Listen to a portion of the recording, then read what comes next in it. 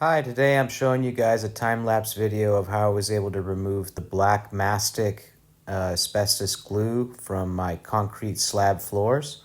I ended up using Beanadoo Mastic Remover from Blue Bear. You can buy it on Amazon.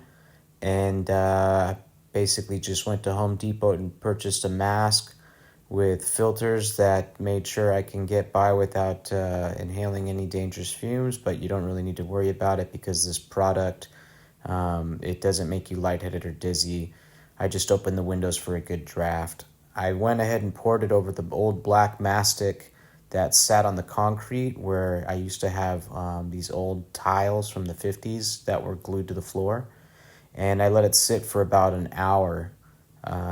After I spread it out with a squeegee and let it sit, I came back an hour later. I poured down some cat litter on the floor as an absorbent, just a little cheat code because it's much more affordable. And then I went ahead and started scooping everything into the cat litter pile. And then I swept it up with a piece of cardboard and a broom.